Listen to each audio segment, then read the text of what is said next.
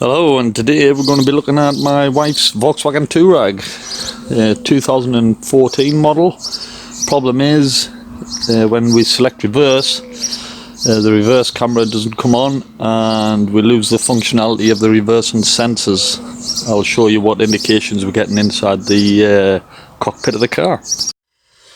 Okay, here we are, so ignition on, start her up.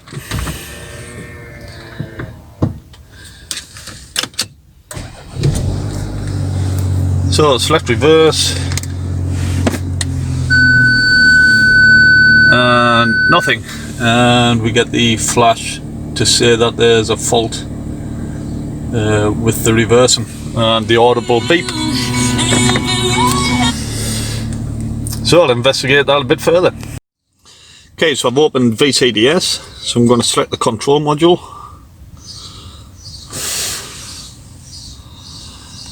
Go on to Park Steer Assist, which is number 10.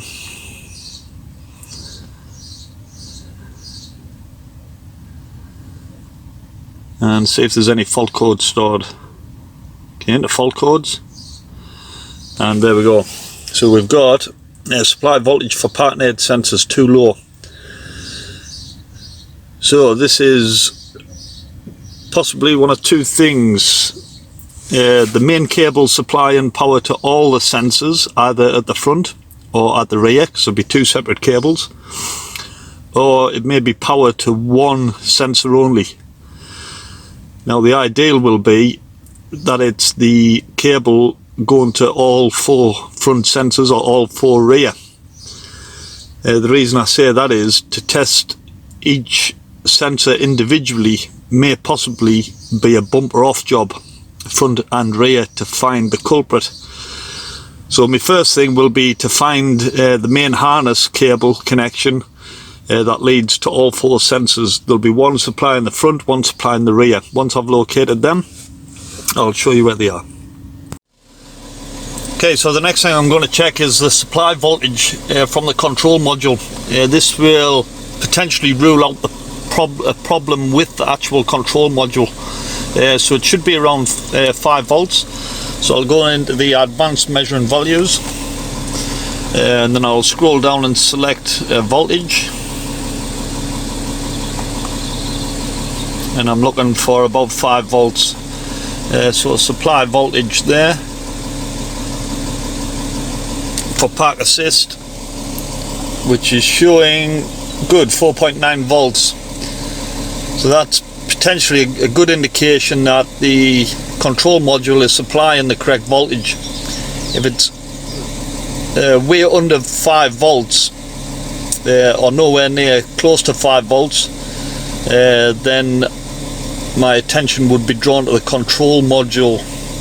However, in this case it's not, so I'm going to be looking at sensors only, which is a good thing. Okay, so all the sensors are removable without taking the bumper off. For these ones, there's a plastic tab inside holding the whole sensor on. So all I've done was put my hand up, put a bit of pressure on the sensor and push the clips up and down, top and bottom. Then that pushed the sensor out. You can feed the sensor out from the bottom and then disconnect it. Now it is handy that I do have from my Audi the same sensor, which I know my system works fine. So I've took a sensor from my Audi and it's exactly the same sensor. So all I've done was disconnected the existing sensor on the Touareg, put in my sensor, cleared the fault code on VCDS, read the code again to see if the fault still existed. Now I've done that with each individual sensor, the 4 on the front, and it didn't clear the fault code. So therefore I can connect all these back up and then move to the rear, and hopefully I can remove the rear plugs without taking the, or rear sensors without taking the bumper off. For the center 2 sensors, and because I've took the whole casing out, I'll be able to show you what I mean with these tabs to push up and down. So there's the locating tabs, which actually the sensor pushes into. So that's the same as what's on them, but that's a fixed piece of plastic. However, with these ones, so I'll just clip this sensor in now.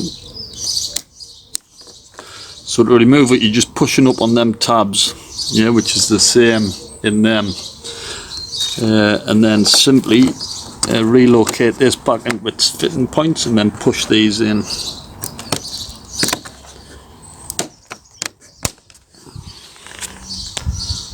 And then that's that sensor back in. So that's for the center ones. Remove the whole plastic and then remove the sensor. For the outer ones, the plastic's fixed, but you can put your hand underneath, push up on the tabs whilst putting a little bit of pressure on the sensor, and that'll pop the sensor out. To put it back in on that one, just make sure I've closed that locking tab there. Try and do this one-handed. Might go out of focus a little bit.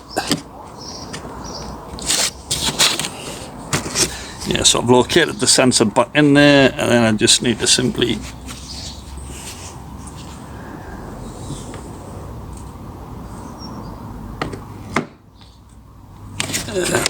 push it back in, and that's that one clipped in. Okay, for the rear sensors, slightly more awkward. You're going to be using one hand. Grow your fingernails because you're going to need them.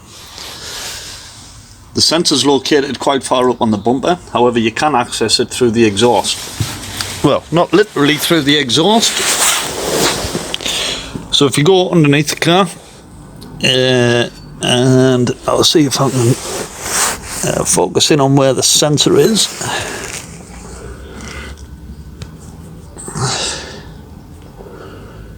Okay, so that's the sensor there.